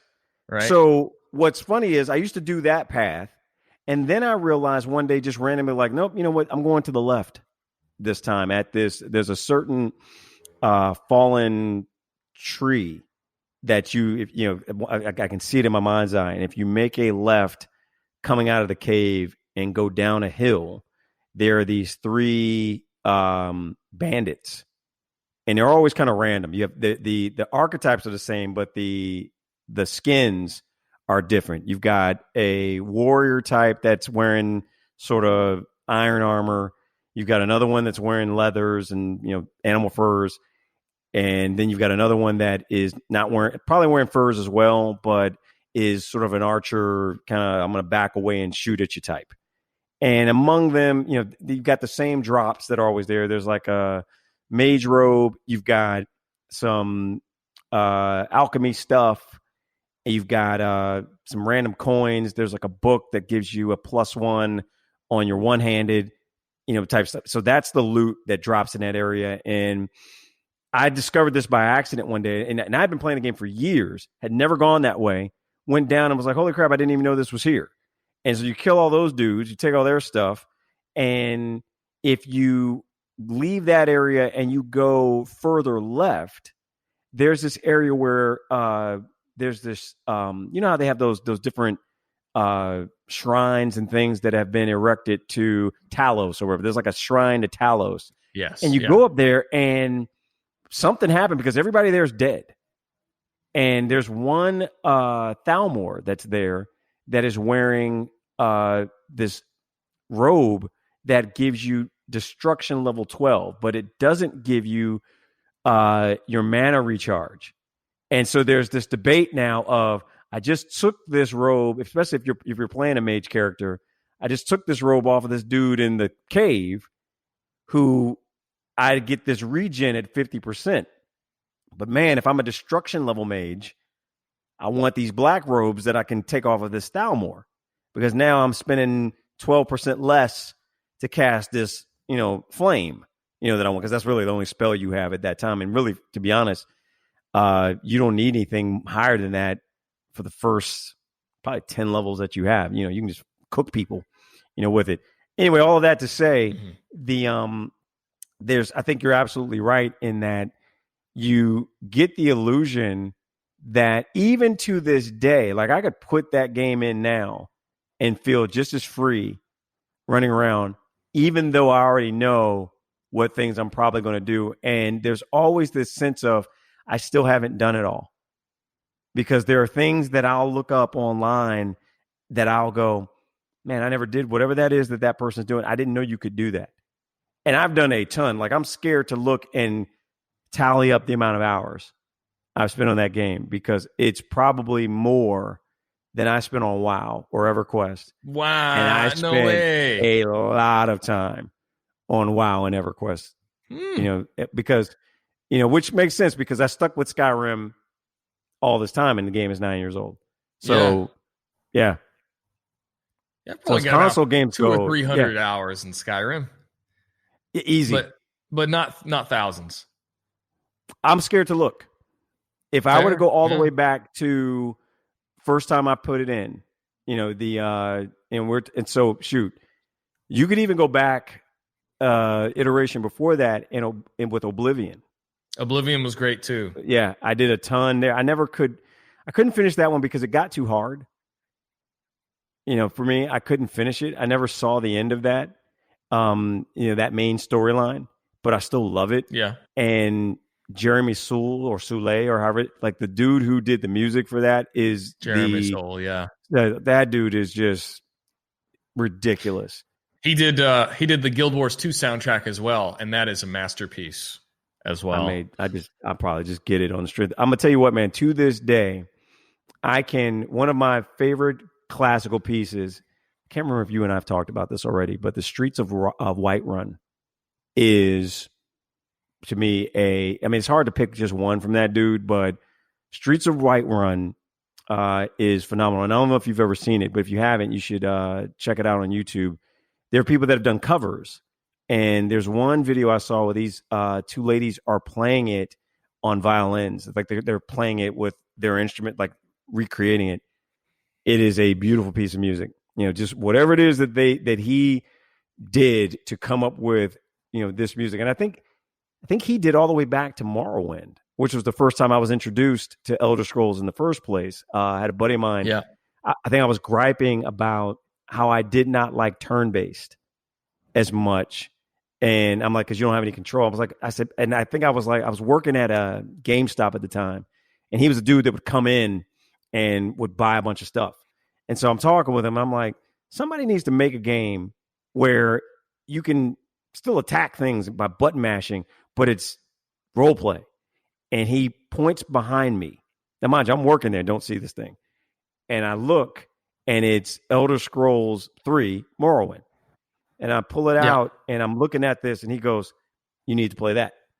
And he goes over to one of the turnstiles we had and brings out the guidebook and it's about the size of an encyclopedia, like a phone book. Yeah. Dropped on the counter. And I'm like, holy crap. Yeah. And he's like, it's deep. And so at that particular time, I want to say this might have been 2003. I was coming off of I haven't played EQ, hadn't quite gotten into WoW. That was sort of my between state, was Xbox One console RPG. But they always, Morrowind, Oblivion, Skyrim, they always did it right. Not a big fan of Elder Scrolls Online, even though, you look at it, it's visually pleasing.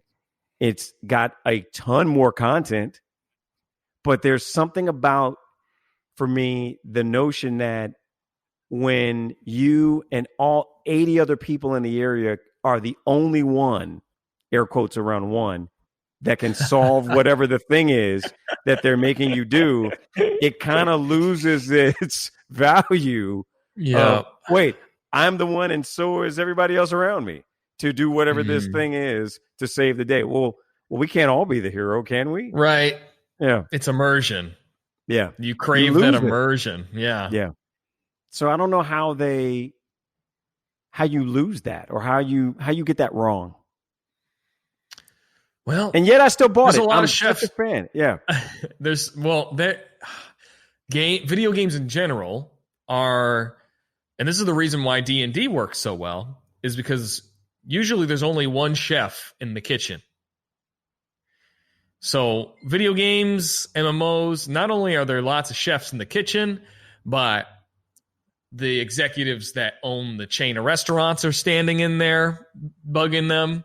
There's people outside the doors of the restaurant waiting for it to open, banging on the windows. And, there's equipment in the restaurant that doesn't work quite properly, but they don't want to pay for new ones. Like, that is the dish that they're making, It's like the difference between that scenario and the professional chef that's about to cook you a meal in his own house personally by himself. And that's what gives you that Bethesda, whatever you want to call it, Disney magic, right? Yep. Is you're getting, it's that perfect mix of high quality and feeling home at the same time. It's hard to match. It's hard to do that. But I remember the same thing. I remember just hanging out in Whiterun in the streets, idle, just listening, just sitting at my chair, watching people walk by, the ambience, just listening, and in awe, just like pretending I was there. Sit my character down on a bench and just imagine I'm there. Yeah. It was that immersive. Yeah, they got that one right for sure. Well, let me ask you this one last thing, because I know we're I know I have a hard stop, and you have been gracious to give me the gift of your time. And anytime for you, dude, Omar. man, Anytime. We may need to do this again, because I literally had about 21 or so-ish things. You messed up. Yeah. You messed up. Yeah. There's so many things that we didn't even touch on. We both have a lot to share. Yeah. And I think and at least this is not meant to be a narcissistic comment, but I think it's important we do.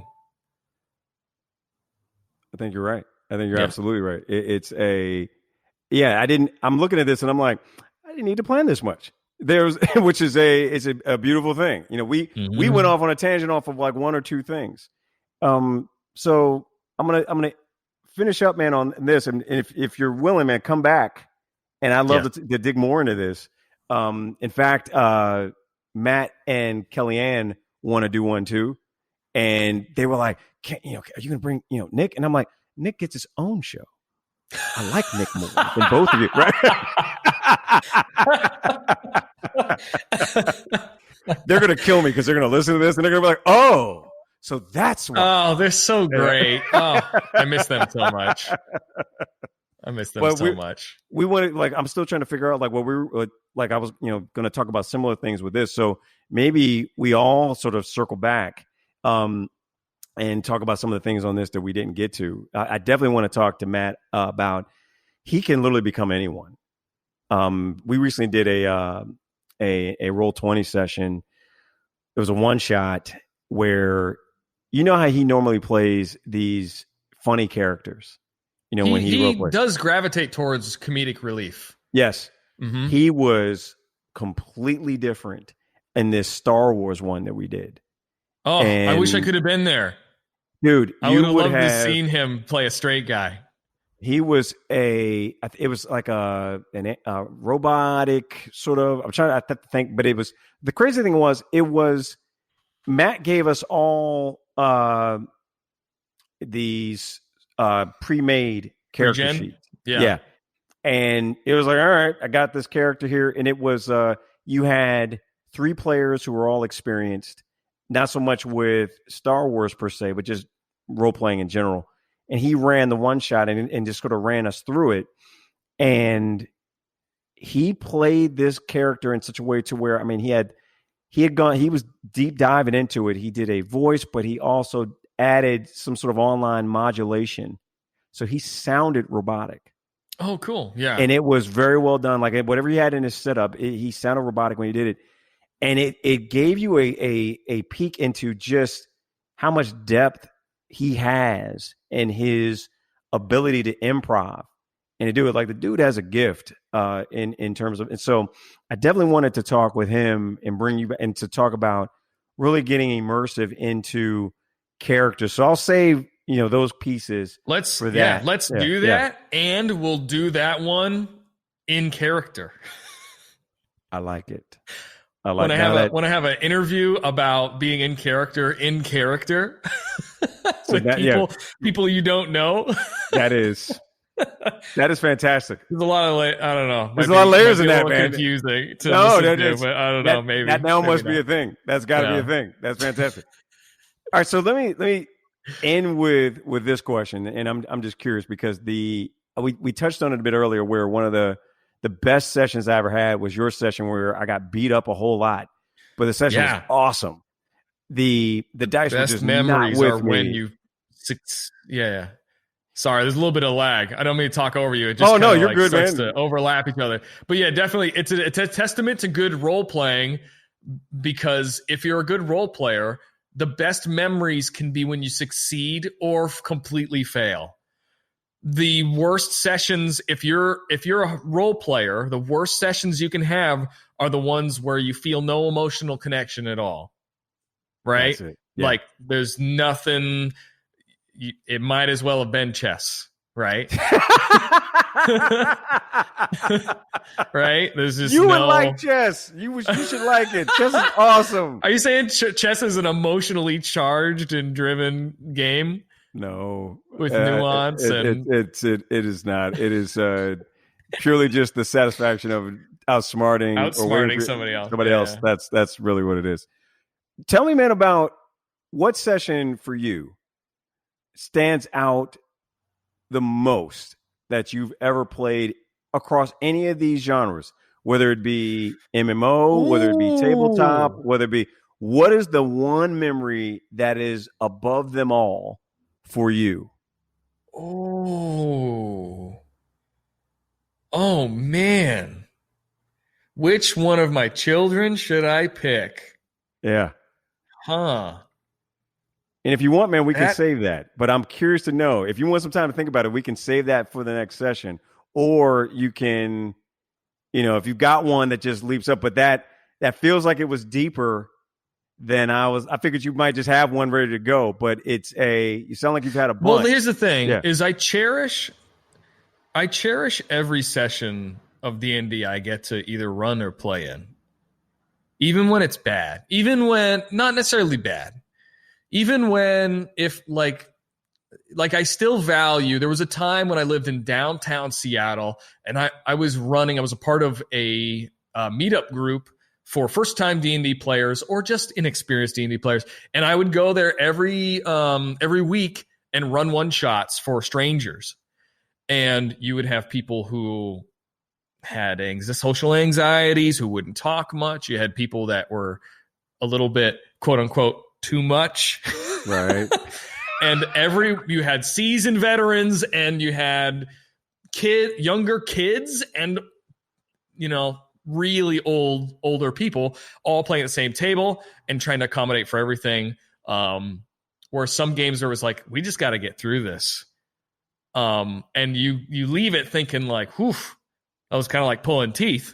But you look around the table and everybody is still talking about the game, which is usually an indicator that it was a pretty good time for them. Yeah.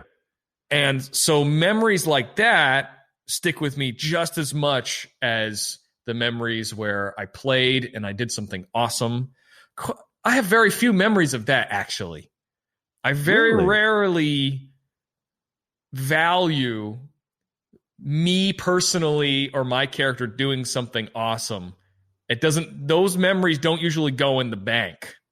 It's usually when I see other people do something awesome, or if I'm a part of something that is negative, but I grow from it. I value those experiences in character much more than just like I killed the guy I wanted to kill. Those moments are not as satisfying to me. But I guess I'll say I'll have to think about it and we'll have to come back. Yeah. But just to touch on something that you've already mentioned, it was a fantastic experience to work with your character in the Eberron module because of how much you suffered. That character suffered. He started off as a rogue. We got to a part where you were finally, it was your turn to do some rogue things. I remember something was locked. Like, I think the child was locked up. Right. And here I am behind the screen. I'm following the module, right? I'm like, finally, all Omar's character does is miss and get hit. Yep. Finally, he's locked up. The rogue's got the lock picking skill. Yep. Here we go. This is your time to be useful, Omar. Yep. Didn't notice the poison on the locks. Didn't successfully. Did you even pick the lock at all? I didn't pick the lock. I think you touched the poison. Yep. Got woozy, passed out. That's exactly what happened. And it was like, you've got to be kidding me. Yeah. But you know what? The reason why that character is because everyone did a fantastic job in that module. And they all had great characters. The reason why your character stands out to me is because not only did you physically have struggles playing the game, the rolls were not good, just scenario-wise, like things were just not, it was like destiny. Like your character was troubled in more than a few ways. Yeah, like it translated. Yeah. Exactly. So because your character was a Kalashtar, which if people don't know about Eberron or D&D, they come from being tied to this dream world that can be a good thing. It's like having an angel or a devil on your shoulder. And your particular character was communicating and haunted and being talked to by a very evil thing. Yep. In this dream world, and it was plaguing you, and it was getting to the point where it was plaguing some of the other party members too. And so the struggles were so incredible that when you talked about, hey man, this character like has to die or something because I hate it. When we got to that point, I knew we were at such an extreme point of almost like despair that I'm like, it would almost make sense if this character transformed just purely out of the negative energy that he was holding on to.